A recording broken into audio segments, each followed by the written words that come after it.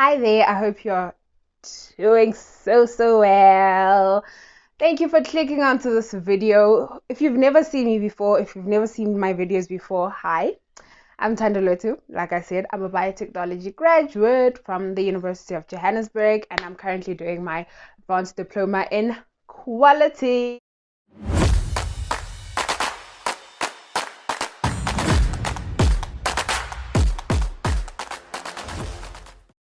This video was inspired by a guy who left a comment on one of my other videos asking for plugs for biotechnology students, right? So my jege, I don't know. I didn't know of any plugs. I don't know much. So I went and asked around. I asked people who I was in class with, old classmates. I asked on LinkedIn, I asked on WhatsApp. Some people didn't know because I mean it's been a while. It's been a while since I came in. So I mean, you know what I mean.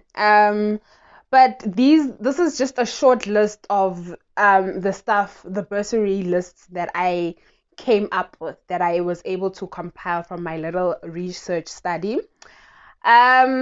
Obviously there's more, and this is not, I don't want to say this is a plug. It's not necessarily a plug. It's more of like a guidance. You know what I mean? Like, take what I say and then go do your own research further on. So this is like maybe a first step, and then you can just continue on. It's not a plug. I'm not plugging you. I'm just maybe shedding light, basically. Okay, so the first bursary name, I made a list here. I wrote notes. The first bursary is the Ekurhuleni Municipality. I'm not sure if it's Ekurhuleni Municipality Bursary or it's just Ekurhuleni Bursary, right? And this is number one because that's the bursary that I used. And so it's only unfortunately for Ekurhuleni students. So if you are in the area of Ekurhuleni, Tembisa, Boma, Kempton Park, the outside areas. I'm not sure if about Benoni and them, like Benoni, Davidson, Zakani, if those fall under East Rand, I'm not sure. But if we say East Rand, we has East Rand. I mean, if we say Ekurhuleni rather, then we say Ekurhuleni. So then you qualify for that bursary. I can't remember how I got the bursary forms though, because this was 2016. But I think if my memory serves me well, I got the bursary forms at our local library. And I think the library since closed down. So I think Beba Pisana, they gave away the application forms, and I think it was my dad who actually got the forms for me. So that's why I can't really remember. And I think I filled it in and then took it back to the library. I'm not sure. They've got offices in Kempton Park. They've got offices there. And another thing about this bursary though is that it was a limited number of students. So I think there were like plus minus 20 students from UJ, 20 students from TUT, 20 students from like TVET colleges, 20 students from UNISA. So it was like that. So it was not like accommodative to everyone, unfortunately. But I got this bursary in second year. So first year my parents were paying for my fees, and then second year I applied for the bursary in 2016, which is first year, and then second year I then got it. That it was an advantage for me la poge, because I could, obviously you must apply with your matric results, but I also applied with my academic transcript from my first year, and it was quite good because I had like 60s 70s, so that made me stand out as opposed to just coming with matric results. And we know matric was tough, guys. My matric results aren't that good, so I think I got an advantage because of my academic transcripts from first year. The second bursary is Mahali's Water. This one, a lot of people were telling me about it. When I asked around on LinkedIn, everybody was referring me back to this one because it's actively open. It closes on the 30th of November. It closes on the 30th of November. So please do go check it out. go on LinkedIn. I know there's the post there on LinkedIn, and it's got all the requirements for the bursary, what you need to do, how you apply for it, and so on and so forth. I know with this one we need an average of 65%, and it's got also other requirements nje lapha on the bursary list. So yeah, so please, Mahali's water, okay? The third bursary is GCRA. This is the Gauteng Region City Academy.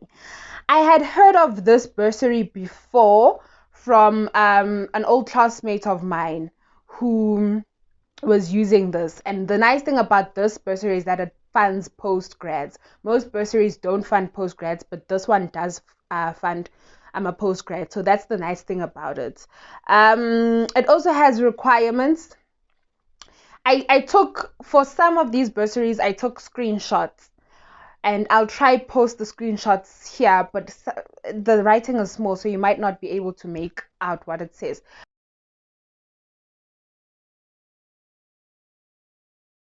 But please go on Google and search Uti, like GCRA bursary requirements, and then it's going to list all the requirements for you.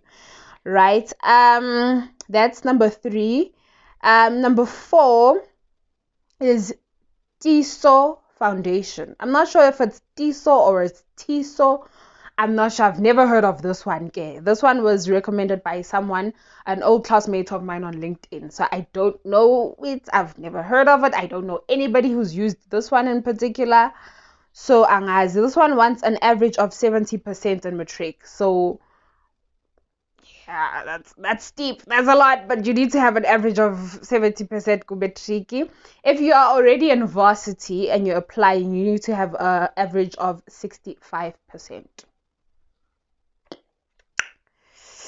Hey, these numbers are scary. So scary. This is number 4. Number 5 is food bev CETA. I know a couple of people who use this bursary for biotech and food tech. I know quite a few people. An old classmate of mine, when I was asking around, she recommended this bursary. She was also doing biotechnology. She got the application forms from the UJ library, but that was back in 2016. So I don't know if they are still doing that at the beginning of the year, during like that registration period, orientation period. I don't know if UJ still has at the library application forms for bursaries, because she's not sure, because that's how she applied for the bursary. That's where she got the application forms. I don't know if things have changed. It has been a while. It's 2016 is a while ago. So yeah, food bev CETA, it funds students who are doing food, who are in the food bev industries. So your biotechnologies, your food technologies. I'm assuming food science as well. I stand to be corrected. I'm not sure.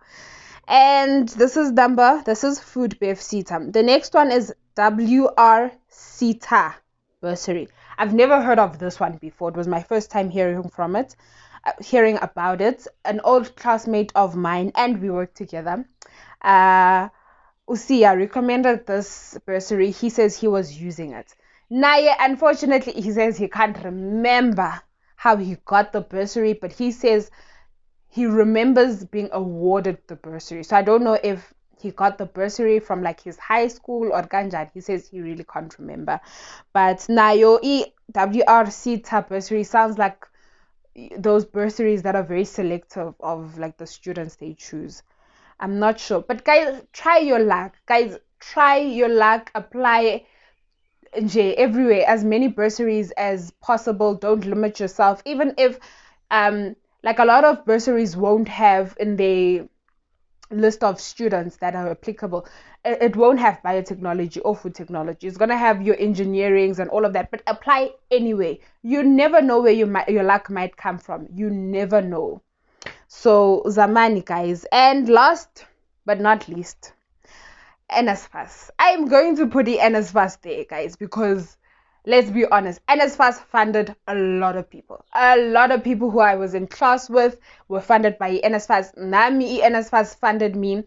at some point before I got my bursary, I was using a NSFAS. So it's gonna be on the list. It's gonna be on the list because it's NSFAS for the people. It's for the people. But one thing I should mention about the NSFAS, unfortunately, at that time, I'm not sure about now, but at that time, NSFAS during January, February period when people are like registering and stuff, it was, the administration was just terrible. It was nonsense. I won't lie. Like if you staying at a res, once they deposit and their money up front, first month's rent, NSFAS is gonna delay to make payments in that first month. Registration fee, NSFAS is going to delay. Most people had to pay their own registration fees from their own pockets because the NSFAS was always just giving them problems during that registration period during February. NSFAS was just so, guys, the administration, I don't know. I'm hoping now things have changed in the NSFAS. I'm hoping that they've improved because back then NSFAS was so disorganized. Like when they was starting to roll out the allowances before 2016, when I was doing first year, there weren't allowances, but then they started rolling them out. Allowances. Some people got allowances, some people didn't get allowances. Kanjani, because we're all using NSFAS. Some people would get 1.8, some people would get 800, some people would get 600, some people wouldn't get anything at all. First month you get 1.8, next month you don't get, the third month you get 1.6, the other month you get 1.2. It was just a mess. So I'm just hoping, guys, for y'all's sake, that NSFAS has cleaned up their act and everything just runs smoothly in February in terms of the processes and the administration. The nice thing about Bursary, a lot of bursaries, because they're not funding a lot of students, like I mentioned, they'll only fund maybe 20 students here. The administration is smoothly. I think NSFAS it's because a lot of people, they are funding a lot of students. Shame. They are funding a lot of students. So I think that's why the admin is just crazy. But with a lot of bursaries, like the bursary I used, the Ekurhuleni, shame, the administration was very flawless. Like if they say every month on the first, we're gonna give you your rent money for res, they're going to put it in exactly same amount every month. If you get allowances, we got 1,000 rand allowances for groceries though, so it wasn't cash at that time. I don't know if things have changed. At that time it was a card. It was a card. It was a voucher, yes. So every month bebasfagela 1,000 rand on the first month, and it was like this on point. Every month we got the same amounts. Everything was just running smoothly. Unlike NSFAS. Oh, but the nice thing about the NSFAS, when they pay, they will pay. They will definitely pay you out. It's just gonna delay. Sometimes you might have to, chip up out of your own pocket, but when they do pay out, they are gonna pay out.